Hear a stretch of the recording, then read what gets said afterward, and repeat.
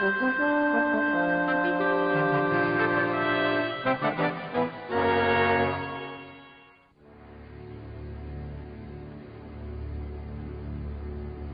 Federal Reserve System virtually controls the nation's monetary system. Yet it is accountable to no one. It has no budget, it is subject to no audit, and no congressional committee knows of or can truly supervise its operations.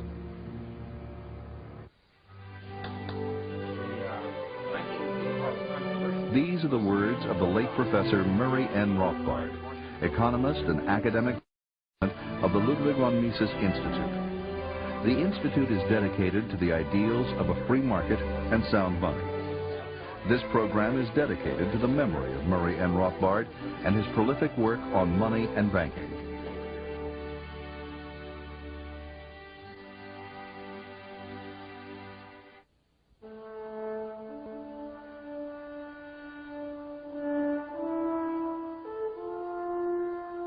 For more than 20 years, the living standards of middle-class Americans have steadily declined.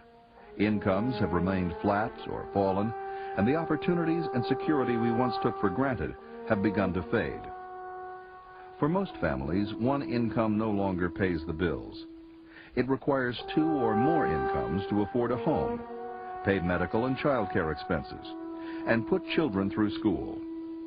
Unless present trends change, young workers are unlikely to ever live as well as their parents. Good jobs with a future are harder to come by. Education doesn't count for what it once did. Taxes continue to rise, while Social Security is going bankrupt. Private pensions are no longer reliable. Economic volatility and uncertainty are on the rise. Politicians espouse numerous theories about the cause of this country's economic woes. Seldom, however, do these officials look below the surface. The roots of our economic ills can be traced to central banking and our present monetary system. The Federal Reserve claims to manage our money. Instead, it makes our money worth less and less every day. It has generated continuous and worsening business cycles and lowered our living standards. It's really no different from a burglar in your house wanting to steal your money. That's what the Federal Reserve does. It depreciates your savings, it takes away your economic security, and it ought to be treated as an institution that does that rather than something of alleged benefit. Money is supposed to serve as a reliable standard of economic value, not a source of instability. Until we restore sound money and take away the government's ability to debase it, we have little hope of restoring the freedom and prosperity that made America great. And we really have a choice of what we want in money. Do we want money that's going to be losing its value every year, or do we want money that's going to be gaining in value? If you are happy with your money losing value, then you want the present system. If you want money to increase in value, then you want a gold standard. What is money? As the good that makes exchange possible, it's the foundation of every economic activity. In the earliest times, people traded goods and services directly. This form of exchange is known as barter. That is, if a fishing tribe desired to have maybe wheat, which they themselves did not produce, they would seek out other individuals that produced wheat, and then they would exchange there for fish. But barter had limitations in the marketplace. Well, actually, people perceived pretty quickly problems with that direct exchange. If you wanted, for example, fish, and you had wheat, but the people who had fish didn't desire the wheat, you were stuck, okay? Unless you went out and found some other good, possibly berries, that everyone in that society consumed. Then you would trade your wheat for the berries in full confidence then that you could turn around and trade the berries for the fish or anything else that you desired. Eventually, the most widely accepted goods in a society became valued for their use in indirect exchange. Money is simply another name for the most generally accepted medium of exchange.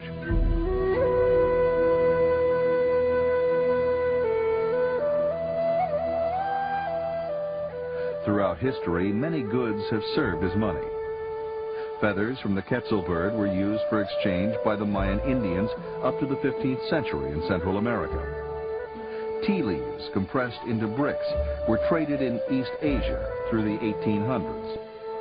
Wampum shells were money to North American Indians, while early American colonists traded beaver pelts, which had a high value both at home and abroad. Metal coins first emerged in Greece and Asia Minor during the 7th century BC. Gold and silver were valued for their use in beauty and jewelry and the decorative arts. They were durable, easily divisible, and limited in supply. These precious metals also had a high value-to-weight ratio, making them easily transportable. You might think back, or we can think back to a time when iron was used as money, for example, in Africa. But imagine going into Sears Roebuck and trying to purchase, let's say, a lawnmower for $350. That would take a ton of iron, whereas it would only take an ounce of gold. In 1536, less than 50 years after Christopher Columbus set foot on American soil, a Spanish mint in Mexico City struck the first coins made in the New World. These silver coins eventually found their way into the British colonies. Great Britain's mercantilist policies deliberately tried to keep precious metals out of America, so the Spanish milled dollar became the unofficial currency. It was often divided into 8 pieces for smaller transactions, hence the term pieces of 8, with 1/4 of the coin being 2 bits. In 1792, Thomas Jefferson adopted the dollar as this country's official monetary unit. He looked around, he investigated to see what were the American people using as money, and that was the dollar. And so that's why that dollar became the standard of the United States. And we went onto a gold and silver standard and started minting gold coins with the American Eagle, $10 gold coin. Jefferson, in particular, spoke eloquently of the dangers of paper money. During the War for Independence, the Continental Congress printed vast sums of paper money out of thin air to finance the Army. The diluted money supply naturally depreciated to almost nothing, leading to the phrase, "not worth a Continental." The people who held on to these notes, who tended to be patriotic Americans, concerned about, wanted America to be free of British control, lost everything. Whereas the Tories, who wanted nothing to do with this American government money and immediately got rid of it, were benefited. And Peloton Webster, the first American economist, and others who looked at this saw that this paper money, unbacked by gold, was extremely dangerous.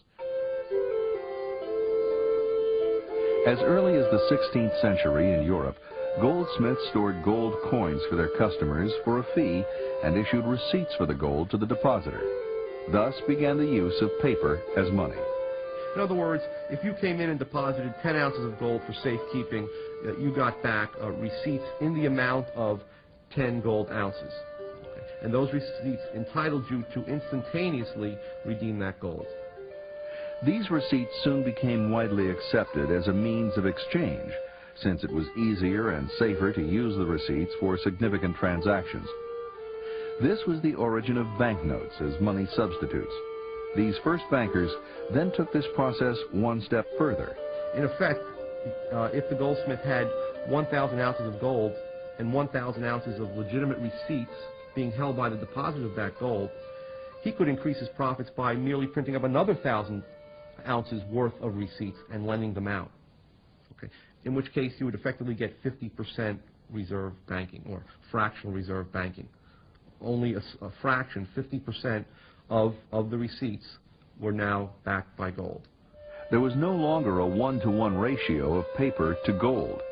Now there could be 3 or 4 pieces of paper in circulation for every unit of gold in the vault. These bankers were no longer simply storing or warehousing gold for a fee. They were artificially inflating the money supply and loaning out these phony receipts at interest. This system became known as fractional reserve banking and was later transported to the early American colonies. It formed the root of American commercial banking and ultimately the Federal Reserve System. This is a fraudulent system. It's not allowed in any other business. If you had a grain warehouse that had loaned out the grain it was supposed to have in storage, that's considered criminal. The guy would go to jail. But the banks are the one industry that's allowed to get away with this and to profit from it.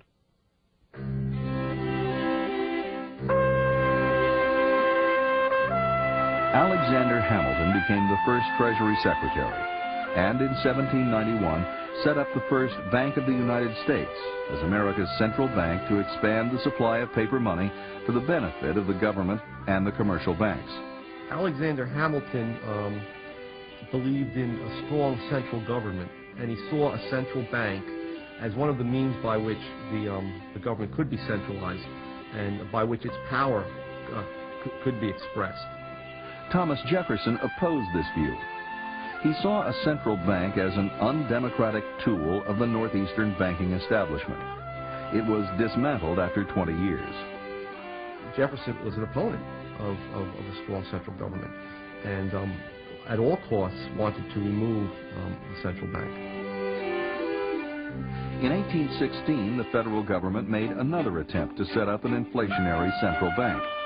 But this second Bank of the United States was denounced by President Andrew Jackson as a monster bank for benefiting a few at the expense of many. They inflated the money supply, which brought about a boom initially, that is prosperity to the country, followed by a bust. When they stopped inflating the money supply, many businesses that had depended on the low interest rates that were introduced or induced by the initial inflation went out of business. Jackson succeeded in abolishing the second central bank in 1836. But by then, speculators had set up hundreds of new private banks with little or no gold to back the notes they issued. The nation's monetary system became more stable when the United States introduced a gold standard in 1834. The dollar was worth approximately 1/20th of an ounce of gold. The gold standard was understood by the Founding Fathers, by Andrew Jackson and others, as being a money of the people. That is, it was a hard money, a money that could not be tampered with, that could not be inflated to permit government expenditures skyrocketing. But by 1862, Abraham Lincoln needed to fund his invasion of the South. So once again, the government began to print up paper money. Basically, the United States went off the gold standard in order to finance the Civil War. Okay. And you'll find in history that almost every large war, every major war, has involved a departure from the gold standard. Because the gold standard puts strict limits on government financing. Lincoln's notes became known as greenbacks because they were printed in green ink rather than the usual black ink on the reverse side. These so-called fiat notes were deemed legal tender by the government, but they were not redeemable in gold. Lincoln, under cover of war, issued tremendous numbers of greenbacks. Gold was still circulating, but people were forced to accept these greenbacks as if they were at par with gold. The government's power to print unbacked paper notes would later become the pillar of the Federal Reserve System.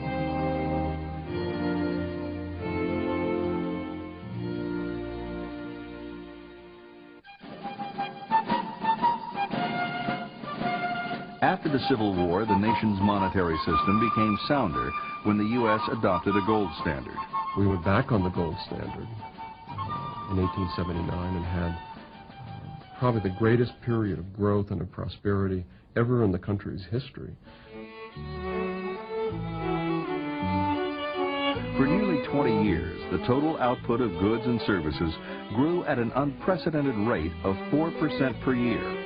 The reason being that with a sound money and without the ability to manipulate the interest rate, we had a lot of genuine saving and investment, which then led to more capital goods and higher labor productivity in the United States.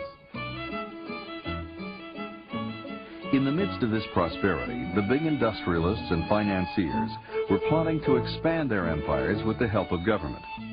With the passage of the Interstate Commerce Act of 1887, the large railroads succeeded in blocking their smaller competitors through regulation. The ICC was put in place in order to protect the railroad owners from competition. Okay? It was not the case that it was going to protect consumers or shippers. In fact, consumers were hurt because ultimately, with higher railroad rates, they were forced to pay higher prices for the goods and services that were shipped across the country. By 1896, they were poised to do the same thing with the banks. Two camps emerged as leaders in this economic war. They were led by J.P. Morgan, the world's most powerful private banker, and John D. Rockefeller, the oil tycoon.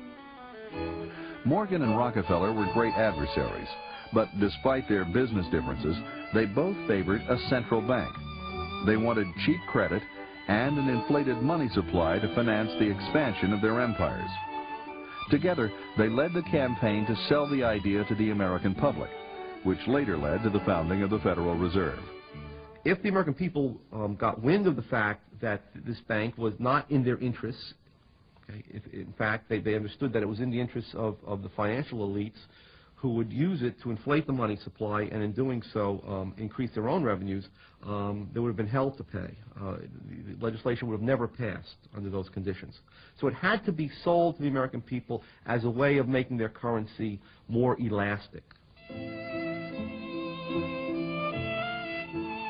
The bank reform campaign received a boost in 1907 when there was a run on some of New York's biggest banks thanks to their fractional reserves.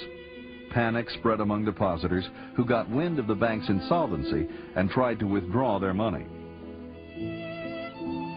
The Knickerbocker Trust failed, and two other institutions went to the brink of bankruptcy despite a $35 million bailout from J.P. Morgan.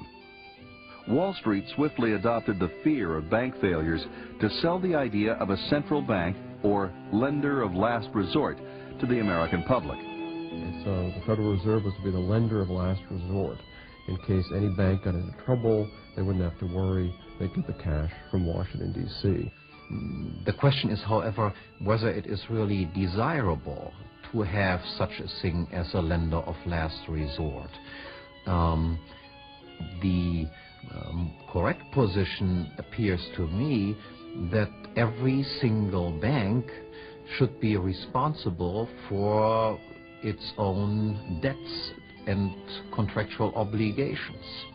And if banks, through imprudent policy, then go bankrupt, this should not be considered a bad thing, but in fact considered to be a magnificent thing, because bankruptcies, the danger of bankruptcies, is precisely what makes banks adhere to sound policies. Bank runs and failures continued at an alarming rate. In 1908, the National Monetary Commission, headed by John D. Rockefeller Jr.'s father-in-law, Senator Nelson Aldrich, was set up to push for a central bank.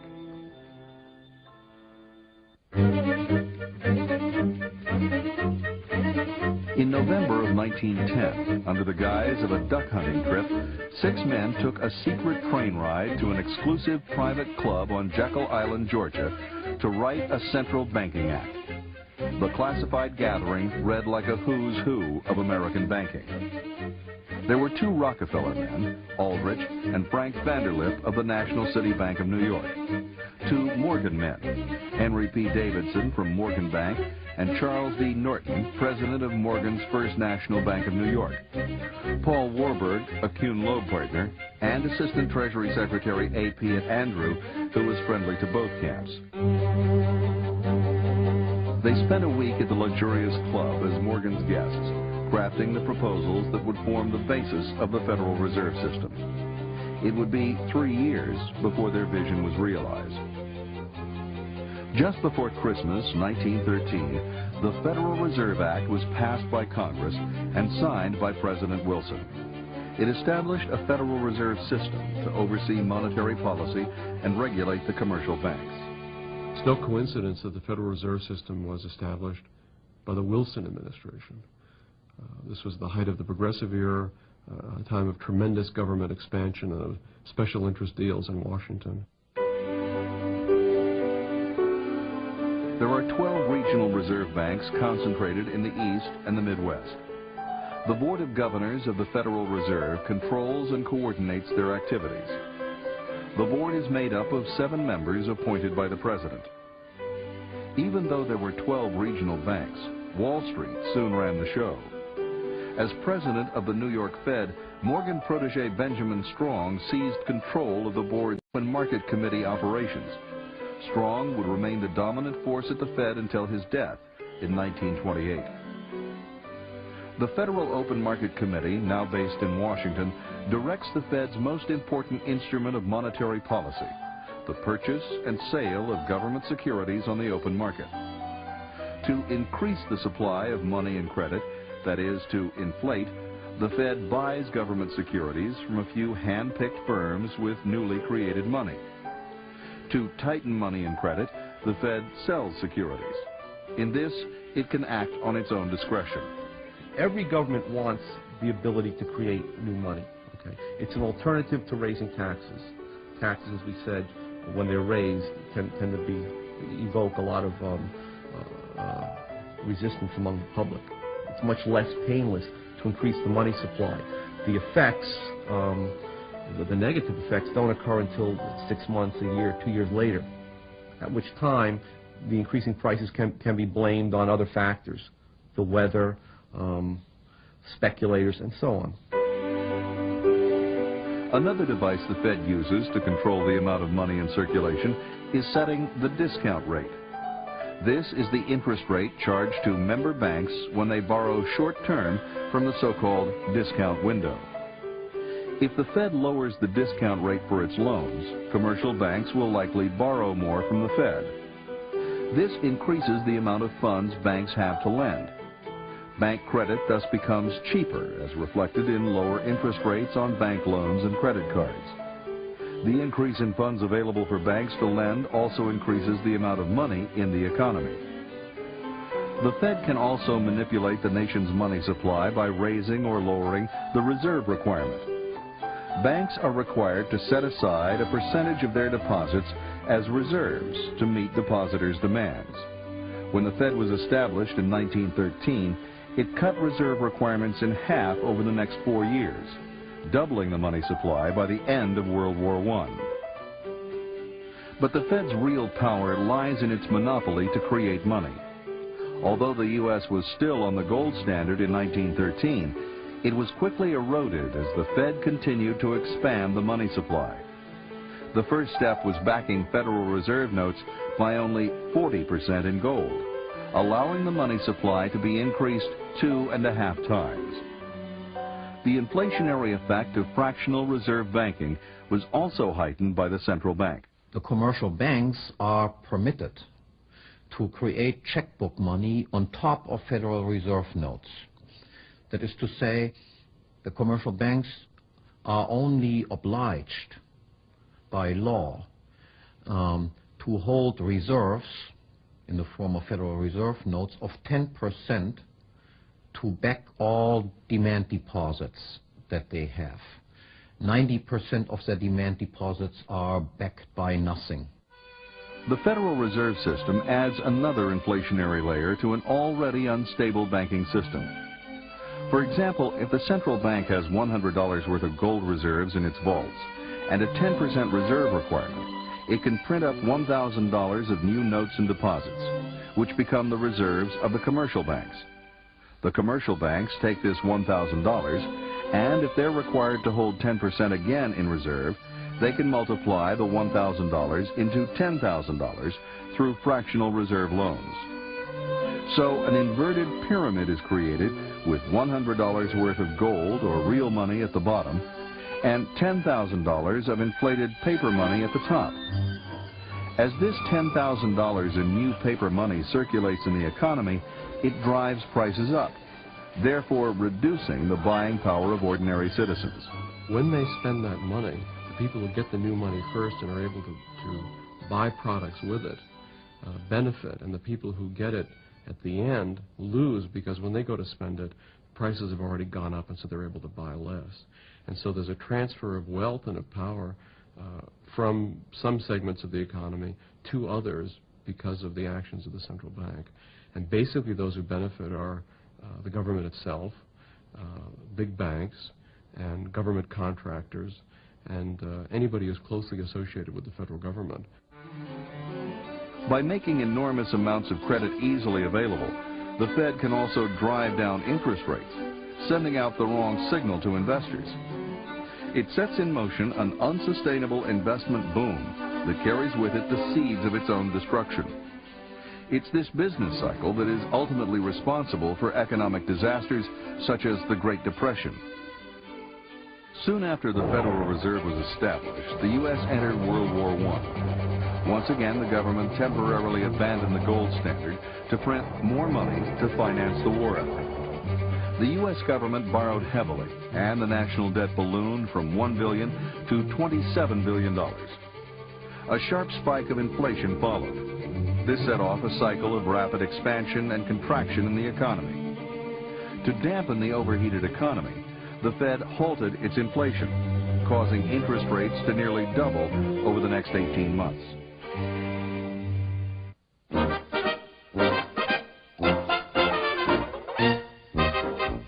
By 1921, the market began to recover.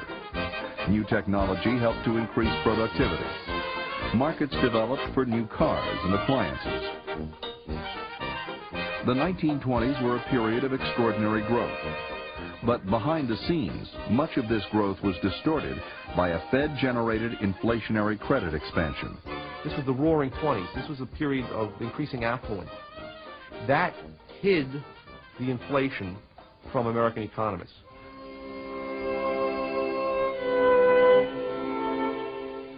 The Fed-generated bubble burst in the Wall Street crash of October 1929. Speculators who had borrowed money to buy shares when bank credit was readily available saw the stock market lose 1/3 of its value. Bank loans totaling $7 billion were outstanding. As the speculators defaulted on their loans, bank failures spiraled, and the Great Depression set in. Depositors lost their bank accounts, both their savings deposits and checking deposits. They saw them disappear into thin air.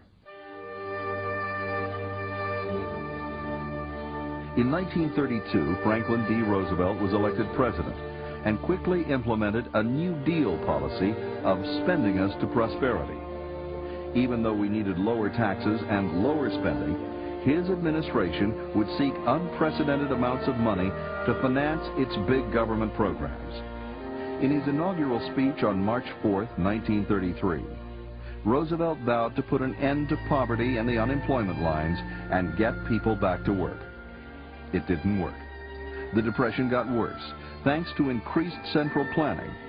FDR only succeeded in making the monetary system even less sound.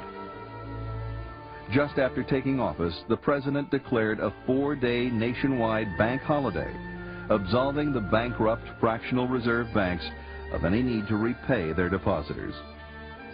But before the banks reopened, the Roosevelt administration had to come up with a scheme that would lead people to believe that new deposits would be safe. It created the Federal Deposit Insurance Corporation to lull the public into a sense of security. In reality, the Federal Deposit Insurance Corporation holds just 0.5% of all the deposits it insures. But what people are counting on is that the Fed, as the lender of last resort, would step in and print whatever money would be necessary to prevent a massive bank run.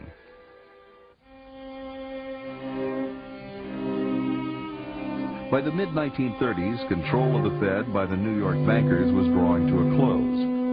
The Morgan era ended when President Roosevelt, who was no friend of the Morgans, appointed Mariner Eccles as its governor.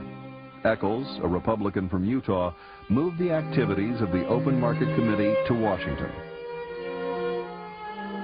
President Roosevelt was on hand for the dedication of a new $3.5 million building to house the Fed. I dedicate this building today to progress toward the ideal of an America in which every worker will be able to provide his family at all times with an ever-rising standard of American comfort. 1933 also marked the beginning of the end for the gold standard. There was no end to Roosevelt's appetite for spending on such New Deal programs as the gigantic $13 billion Tennessee Valley Authority, which flooded vast areas of productive farmland to provide government-subsidized electricity. The Works Progress Administration, which spent $11 billion on make-work jobs and pork-barrel public works. But the U.S. currency was tied to gold, which limited the amount of money the Fed could print to pay for these costly projects. So the government scrapped the gold standard for American citizens in 1933, and then Roosevelt confiscated the people's gold.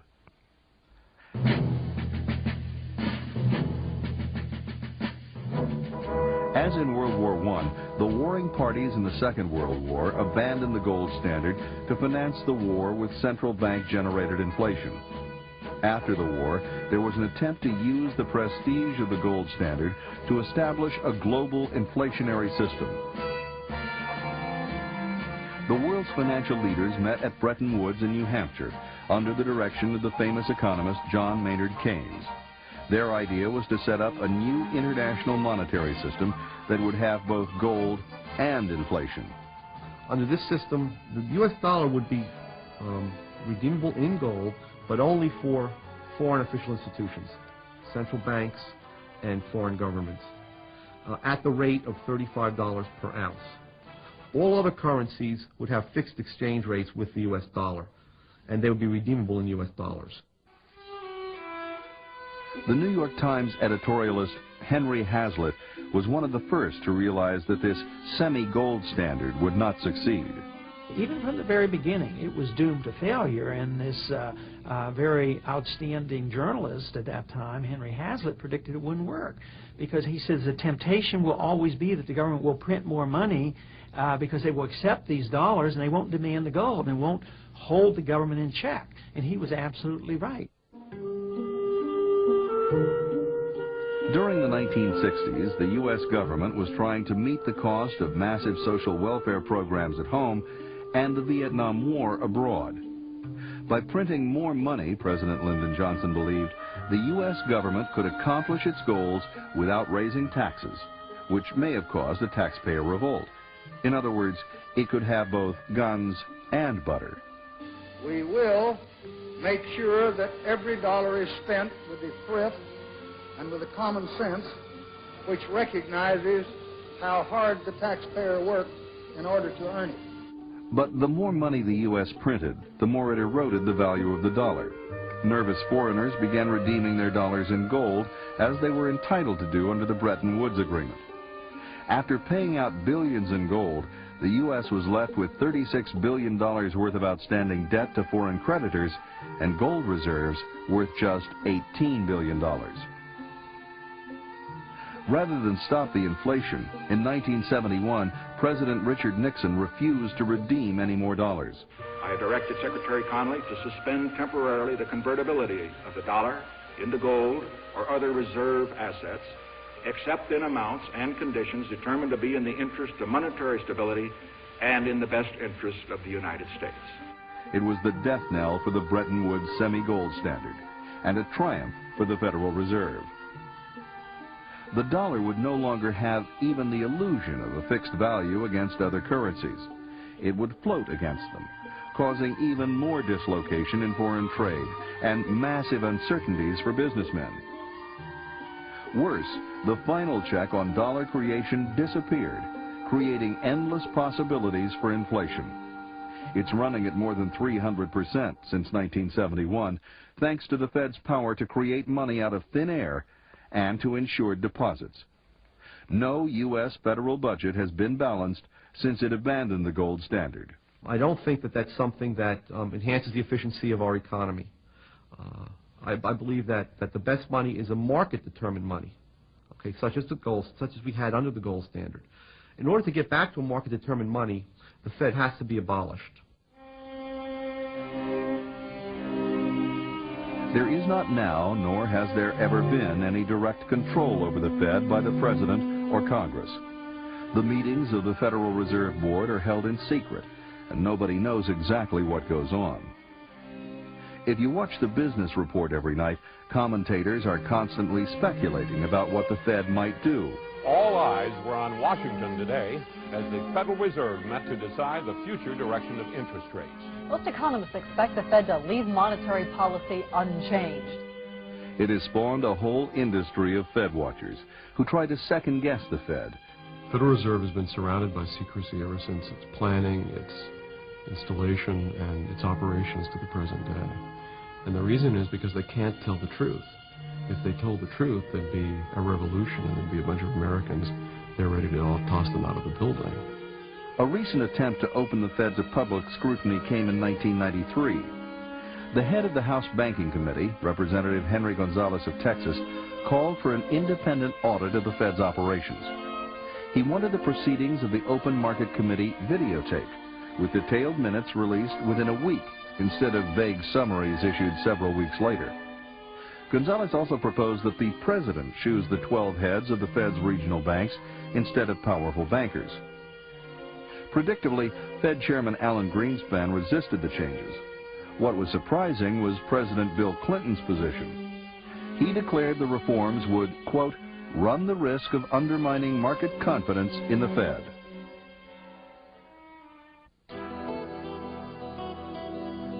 After the Mexican government inflated and devalued the peso in 1995, the Mexican economy went into a tailspin.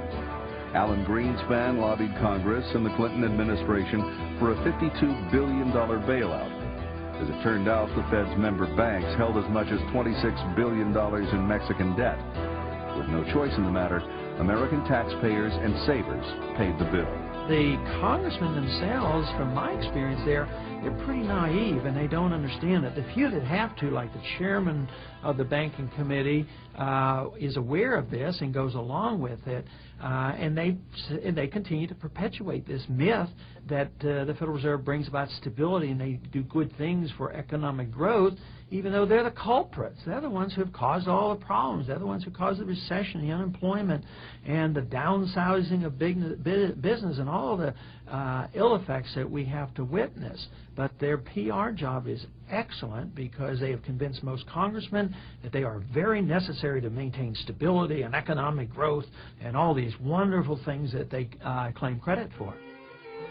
It is clear that the United States cannot rely on Alan Greenspan or any other Fed chairman to fight the chronic inflation that has wrecked our savings, distorted our economy, redistributed income and wealth, and brought us devastating booms and busts. Despite the established view, Greenspan, the Fed, and big commercial bankers are not the inflation fighters they pretend to be.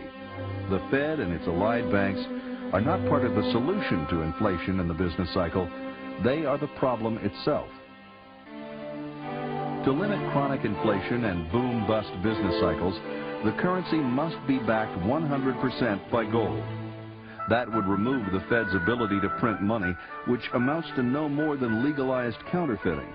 Instead, there would be a monetary system where gold serves to anchor the dollar, rather than the fiat reserves created by the Fed. If we were to establish a real gold standard, the average American family would benefit tremendously.